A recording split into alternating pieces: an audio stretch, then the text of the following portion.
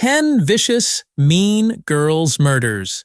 Welcome to Odd Occasions, where we uncover the dark, disturbing, and unexpected tales of human behavior. Today, we're diving into the chilling world of mean girls who took their cruelty to deadly extremes. These are not just stories of cliques or bullying. They're gruesome accounts of murder. Driven by envy, obsession, or sheer malice, these young women committed acts that defy comprehension.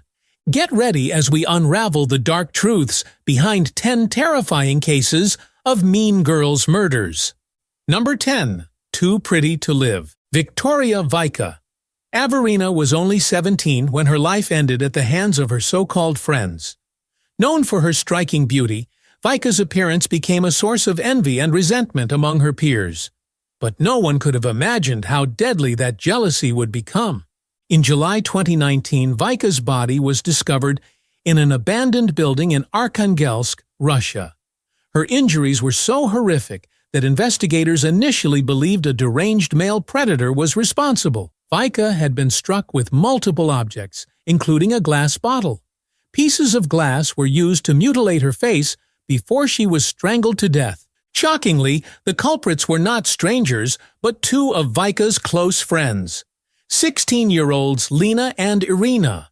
The girls confessed to luring Vika to the abandoned building under false pretenses. Their motive? They claimed Vika bullied them about their appearances and flaunted her own beauty. What began as petty jealousy escalated into cold-blooded murder. The crime rocked the quiet city of Arkhangelsk. Lena and Irina, coming from stable households, had no prior signs of violent behavior. Russian authorities have kept details about the trial and sentencing under wraps due to the girls' ages, leaving the public to speculate about what could drive teenagers to such brutality. Number 9. Lust for Blood. Tracey Wigginton was no ordinary woman. Known in Brisbane, Australia for her fascination with vampirism and the occult, Wigginton was charismatic, manipulative, and, ultimately, deadly. Born in 1965 into a devout Catholic family, Wigginton endured years of abuse before inheriting a substantial fortune that fueled her dark interests. By 1989, Wigginton had surrounded herself with a small group of women who were not just her friends, but also her lovers. Her inner circle included Kim Jervis, Lisa Tashinsky, and Tracy Waugh, all of whom shared her obsession with power and violence. On the night of October 21, 1989, their twisted fantasies turned into reality. The women spent the evening drinking at a local bar before Wigginton proposed finding someone to kill. They spotted 47-year-old Edward Baldock, a grandfather, stumbling out of a club after a night of heavy drinking. Offering him a ride and the promise of sex, they lured him to a secluded park by the Brisbane River. There, Wigginton attacked Baldock with a hunting knife, stabbing him 27 times. The wounds were so severe that he was nearly decapitated. To complete her grotesque ritual, Wigginton bent over Baldock's lifeless body and drank his blood. Wigginton's trial in 1991 shocked the nation. While she pleaded guilty and received a life sentence, her fascination with violence didn't end behind bars. In 2012, Wigginton was released on parole, sparking public outrage. To this day, her social media profiles feature disturbing imagery of vampires and human remains, a chilling reminder of her dark past. Number 8. The Sleepover Murder. Stacey Mitchell was a vibrant 16-year-old who had recently run away from home in Perth, Australia. When she found refuge with two friends, Valerie Parashumti, 19, and Jessica Stasinovsky, 21, Stacey thought she was safe. Little did she know that her new housemates harbored deadly intentions. Valerie and Jessica were anything but ordinary. Obsessed with vampires, the occult, and sadistic violence, their relationship was fueled by jealousy and control. Jessica grew increasingly hostile toward Stacey, especially when she believed Stacey was trying to come between her and Valerie. On December 17, 2006, their simmering resentment boiled over. Valerie and Jessica attacked Stacey in a brutal, calculated murder. Using a concrete slab, they repeatedly struck her in the head. When Stacey didn't die immediately, Jessica wrapped a dog chain around her neck and strangled her. After the murder, the pair calmly bought a chainsaw and shovels, planning to dismember Stacey's body. However, police discovered her remains in a trash bin before they could carry out their gruesome plan. At their trial, Valerie and Jessica laughed and smirked as the horrifying details of their crime were revealed. Both women were sentenced to life in prison with a minimum of 24 years. Chillingly, they continued their romantic relationship behind bars, seemingly unrepentant for their actions. Number 7. Alco Ange's Last Snap. Angela Wrightson, known as Alco Ange in her Hartlepool, England community, was a lonely woman with a troubled past. Estranged from her family and struggling with alcohol dependency, Angela often opened her home to people in need. Tragically, her kindness made her an easy target. On December 8, 2014, two teenage girls, aged 13 and 14, spent the day wandering the streets, drinking cider and smoking. That evening, they visited Angela's home, where she welcomed them in. What followed was a 5-hour ordeal of unimaginable violence. The girls beat Angela with a television, a shovel, and a wooden board studded with screws. Throughout the attack, they laughed, took selfies, and posted updates on Snapchat. When Angela finally succumbed to her injuries, the girls called the police, not to report the murder, but to request a ride home. At their trial, the girls were identified only as Olivia and Yasmin due to their ages. Both were products of deeply troubled homes, and their lack of remorse shocked the nation. Convicted of Angela's murder, they received life sentences with a minimum of 15 years. Angela's tragic death inspired calls for stronger protections for vulnerable adults in the UK.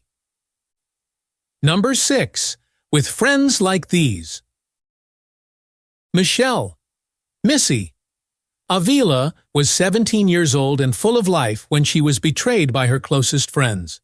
On October 4, 1985, Missy told her parents she was going out with Laura Doyle and Karen Severson, her best friends since childhood.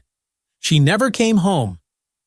3 days later, Missy's body was found in a creek in Angeles National Forest. She had been held underwater until she drowned, and her long hair was cut off, a symbolic act of jealousy. For 3 years, Laura and Karen pretended to grieve alongside Missy's family.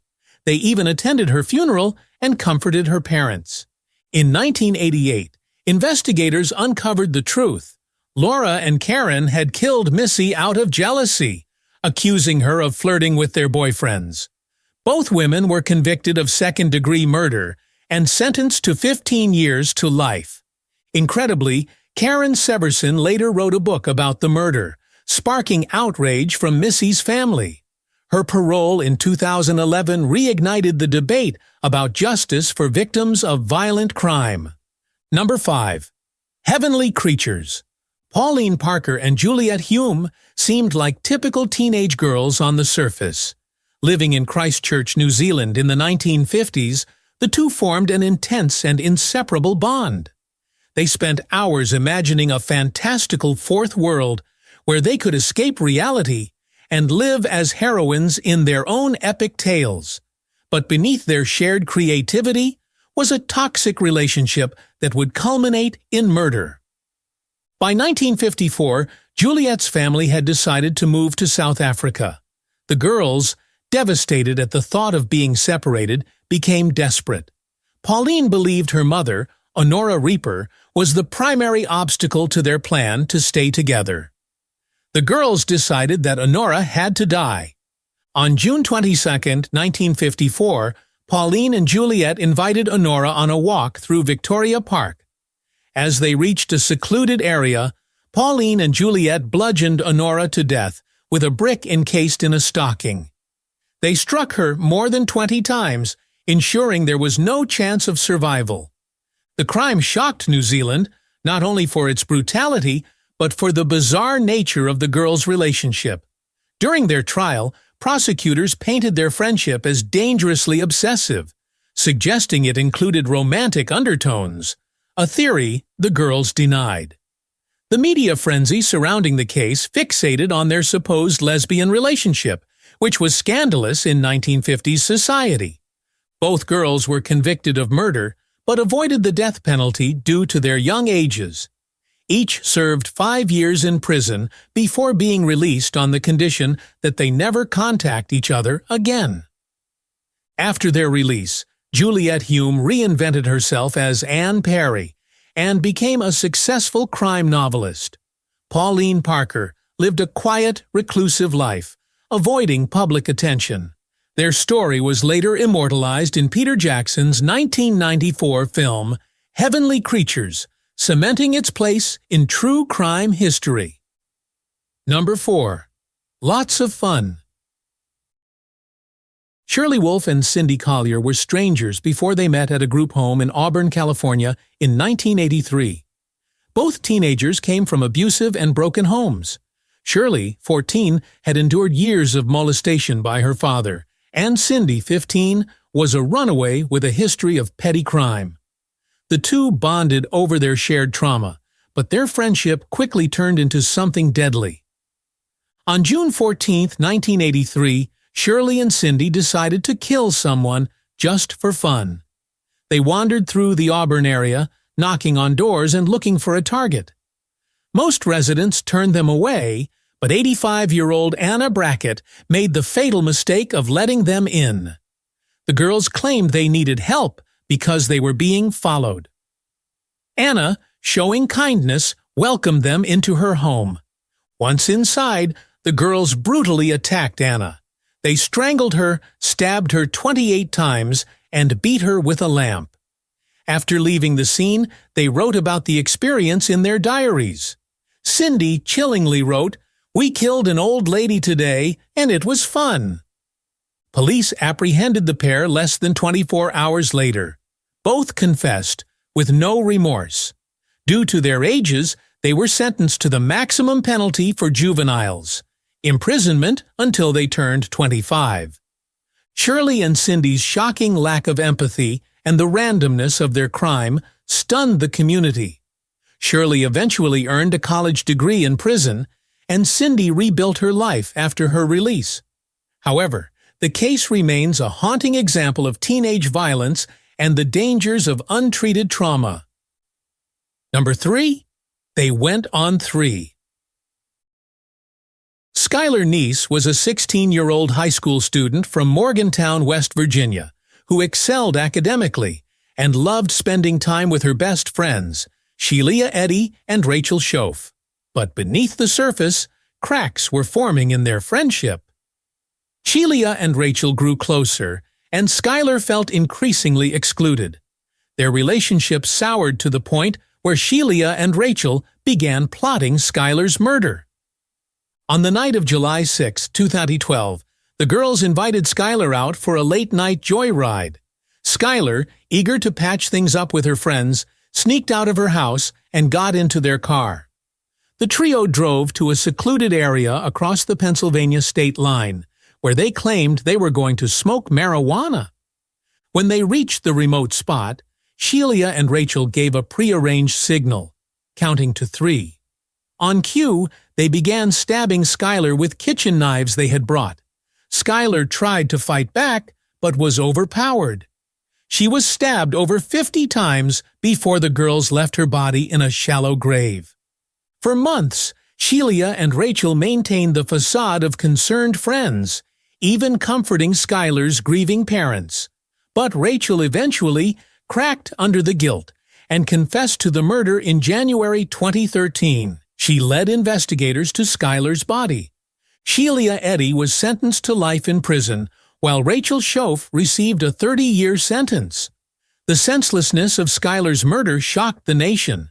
Her parents advocated for Skylar's Law, which mandates immediate public alerts for missing children, ensuring that her legacy would help save others.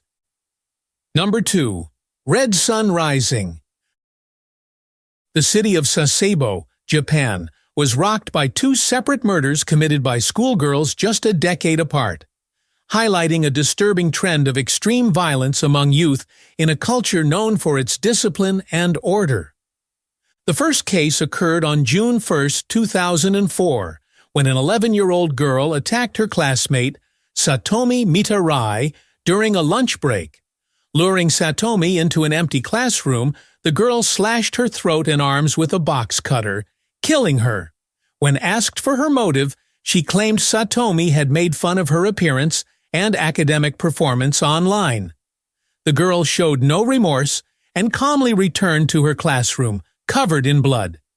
10 years later, in 2014, another horrific murder unfolded in Sasebo. A 15-year-old girl invited her classmate Iwa Matsuo to her apartment. Once there, she strangled Iwa, decapitated her, and dismembered her body. The killer later admitted that she had long fantasized about killing someone and dissecting their corpse. Both killers were sent to juvenile facilities for rehabilitation rather than adult prisons. The cases ignited debates in Japan about the pressures of academic achievement, mental health issues, and the adequacy of the country's juvenile justice system. Number 1. Hell Comes to Indiana. The murder of 12-year-old Shanda Scherer remains one of the most horrific crimes ever committed by teenagers. At the center of the tragedy was Melinda Loveless, a 16-year-old consumed by jealousy over Shanda's relationship with her ex-girlfriend, Amanda Heverin. On January 10, 1992, Melinda recruited 3 friends, Lori Tackett, Hope Rippey, and Tony Lawrence, to help her scare Shanda. The girls lured Shanda from her home by pretending to be friends of Amanda. They drove her to a secluded location where Melinda revealed her true intentions. For hours, Shanda endured unspeakable torture. The girls beat her, stabbed her, and burned her alive. Afterward, they casually went out for breakfast, showing no remorse for their actions. Melinda and Lori were sentenced to 60 years in prison. Hope received 35 years, and Tony was released after serving 9. The sheer brutality of the crime shocked the nation and highlighted the devastating consequences of jealousy and peer pressure. Thank you for watching Odd Occasions, where we uncover the shocking and sinister truths lurking in the shadows. These Mean Girls stories reveal how cruelty, jealousy, and mob mentality can spiral into unthinkable violence. If you found this episode hauntingly intriguing, don't forget to like, comment, and subscribe for more deep dives into the eerie and unexplained. Until next time, stay curious and stay cautious.